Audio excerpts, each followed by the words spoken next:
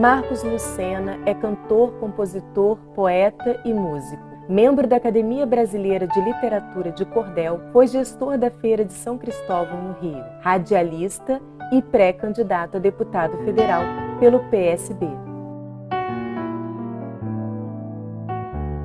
Os direitos humanos é o que existe de mais fundamental num processo civilizatório. Não existiria civilização se não existisse direitos humanos. E desde 1948, a partir do momento em que a ONU faz a Declaração Universal dos Direitos Humanos, nós passamos a ter, não é uma lei, mas é um norte, para que todo o planeta Terra possa construir uma civilização humana onde todos os seres humanos tenham seus direitos respeitados. É claro que num país como o nosso, onde, segundo Milton Campos, né, da classe média para cima, todo mundo quer privilégio, e para baixo é só porrada, é só dificuldade, é só obrigação, né? Nós somos um país democrata, mas ainda temos aqui resquícios do período da escravidão. Bastamos ver o momento que nós estamos vivendo. Hoje mesmo, acabei de ler no jornal, dei aqui no meu programa de rádio, um nazista pedófilo preso em Jacarepaguá, na Zona Oeste, onde ele tinha em casa um verdadeiro arsenal e roupas do partido, da polícia, da SS nazista. Então, quer dizer, nós temos que ter muito cuidado no Brasil, desse momento, em fortalecer os direitos humanos. Os direitos humanos deveriam ser de todos os partidos do mundo, mas, infelizmente, ainda existe essa distorção, o nazifascismo, que é algo que nós temos que combater. Claro que é uma pauta nossa, das esquerdas, e eu tenho muito orgulho de defendê-la.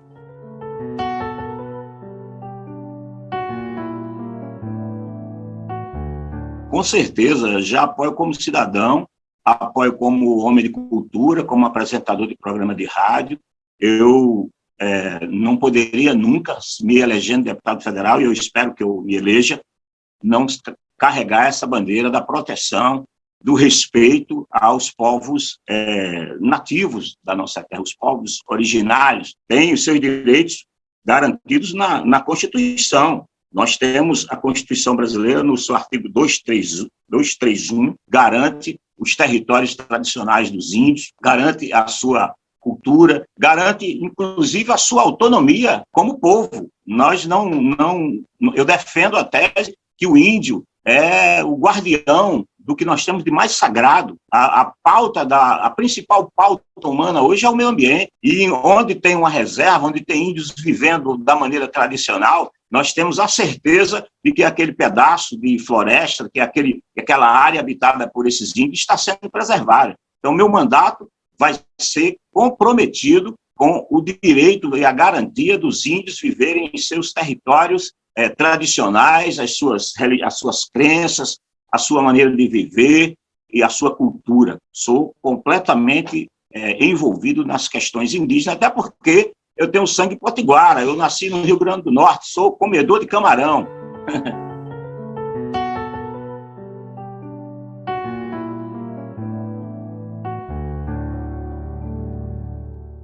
Educação, muita divulgação das leis de proteção à mulher, que já existem. Nós temos telefones 24 horas que as mulheres que estão sendo assediadas, que estão sendo torturadas por seus companheiros, podem mobilizar. Acho que, acima de qualquer coisa, nós temos que quebrar alguns paradigmas. Eu já falei no início da minha entrevista, nós somos um país ainda com muitos ranços autoritários, nós somos um país onde o machismo ainda impera, nós somos um país onde o patrimonialismo e o machismo misturados dão aos homens, alguns homens que ainda não cresceram, a sensação de que podem ser donos das suas companheiras, e isso é uma das coisas que tem que ser combatida no Brasil, com instrução, com educação. Eu acho que dentro do currículo escolar, desde a infância, deve-se tratar dessa questão, deve-se preparar os meninos para entender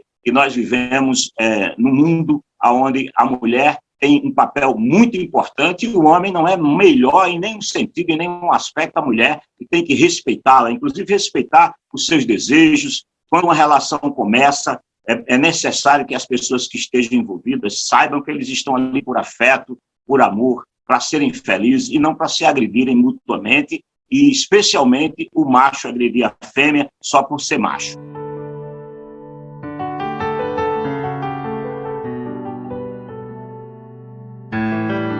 A Anvisa, né, já tinha, desde 2015, já tinha liberado o uso de medicamentos com base em canabidiol aqui no Brasil. Isso fazia com que esses medicamentos tão necessários chegassem aqui muito caros, porque não podiam ser produzidos no Brasil por não se poder plantar maconha aqui, por não poder se tratar dessa questão, por ser penalizada por lei. Acho que o Congresso Nacional terminou com essa grita geral, claro, um remédio, um princípio ativo de uma planta que cresce com muita facilidade no Brasil. Sou nordestino e eu vi a cannabis sativa crescer do lado da linha do trem, onde eu nasci, no Rio Grande do Norte. Como as ilhas do Rio São Francisco também dá cannabis sativa, ou a maconha, como a gente chama popularmente, em larga escala, em grande quantidade, com um teor poderoso dos seus princípios ativos.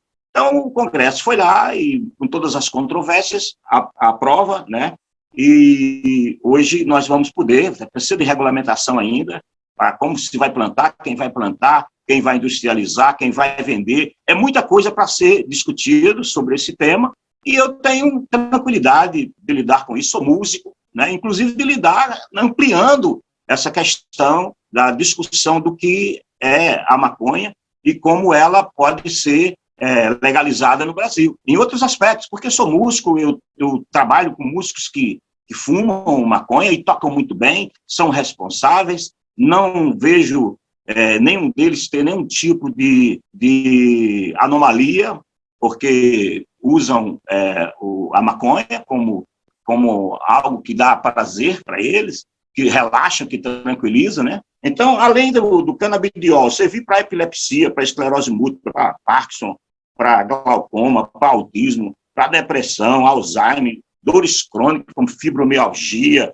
para o câncer, né? Também serve para pessoas que relaxam fumando. Se a gente permite que se use uma droga perigosíssima como o cigarro tradicional, que leva um banho no tabaco de benzopireno laminado, B32, uma substância altamente cancerígena, pessoas que inalam aquilo, além do chumbo, além da nicotina, aquilo vai para a célula, não volta nunca mais e é permitido. Então, a gente não tem um problema de discutir qualquer questão que seja do interesse público no meu mandato, inclusive essa questão da maconha.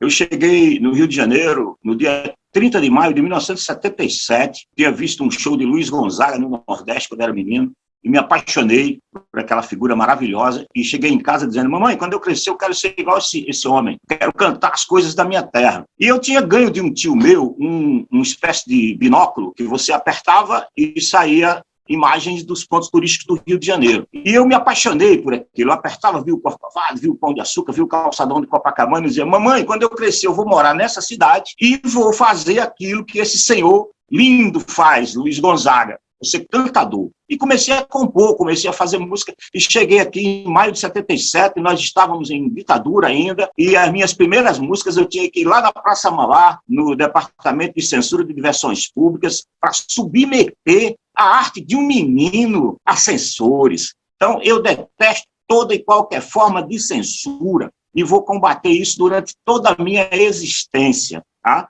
Trabalho em rádio, aqui eu faço um programa também voltado para as causas populares, aqui fascista não leva na chibatada no couro mesmo. Todos os momentos da minha vida eu estive combatendo do lado das causas populares, daquilo que eleva o nosso povo, a cultura popular, a literatura de cordel, o forró, o repente, o pagode, tudo que é nosso eu defendo. E quem defende isso não quer censura. As redes sociais também viraram terra de ninguém. Tem outro aspecto aí. Tem um aspecto que a gente tem que levar em conta. Essa linha tênue que separa o que é informar, o que é criticar, do que é praticar crime. A gente sabe que, por exemplo, calúnia, difamação, injúria, os crimes contra a honra, as mentiras, o que é crime e o que eleva a humanidade sendo colocado nas redes sociais, a gente precisa trabalhar essa questão. Mas essa é uma questão para ser discutida de uma maneira muito ampla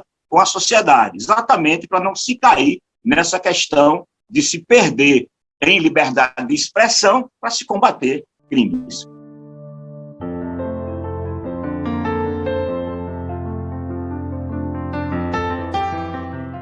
Para mim não existe bolsonarismo, assim como não existe Plínio salgadismo, né?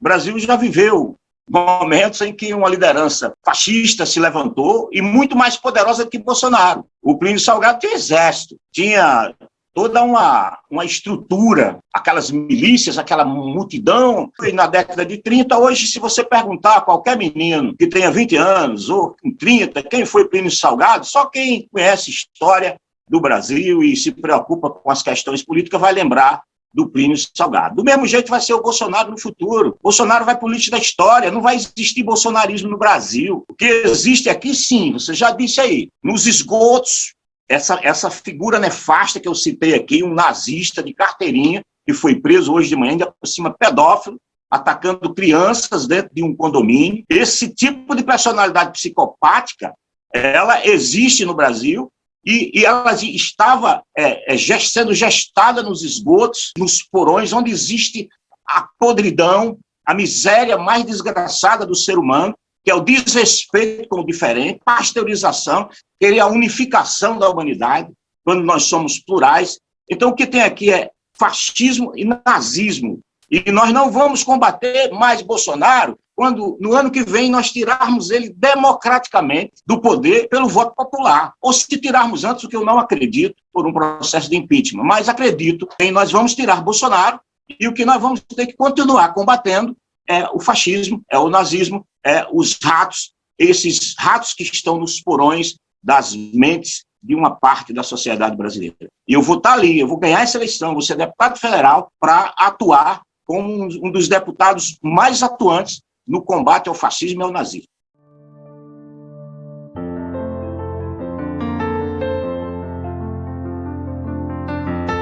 O mandato participativo é o que deveria acontecer com todos os mandatos de parlamentares, vereador, deputado estadual, o deputado federal e até o senador, que se elege numa eleição majoritária, mas também é parlamentar. Eu diria para você que deveria ser uma tônica de todos os eleitos terem mandatos participativos. O meu mandato vai ser extremamente participativo. Meu eleitor vai legislar junto comigo. Ele vai poder me pautar, ele vai poder trazer as demandas dos interesses dessas comunidades, porque o meu mandato ele tem um largo espectro. Eu vou trabalhar para um largo espectro da sociedade brasileira. Como artista, vou tratar das questões culturais, mas como nordestino, vou tratar das questões do migrante. O estado do Rio de Janeiro tem 3 milhões de nordestinos, e são pessoas que geram cultura, que geram emprego e renda. A Feira de São Cristóvão é um patrimônio da cidade do Rio de Janeiro. Foi o nordestino que deu, e nós tivemos lutas. Eu fui um dos responsáveis por a Feira de São Cristóvão ainda existir, porque a política pública do Rio, cega, queria acabar com a tradição naquele tempo de 50 anos, na década de 90, quando quiseram fazer um shopping dentro do pavilhão de São Cristóvão, e arrancar a feira dali e levar para a Barra da Tijuca, quando ela teria desaparecido. E a feira hoje é o maior point de visitação pública do Rio de Janeiro. Então, meu mandato vai ser extremamente participativo e meus eleitores vão me pautar e ainda vão poder dizer quais são os seus interesses dentro do parlamento para eu defender com toda certeza. Agora, quanto ao mandato coletivo, eu tenho algumas restrições. Lá no Nordeste diz que panela que muitos mexem, ou sai insossa ou salgada.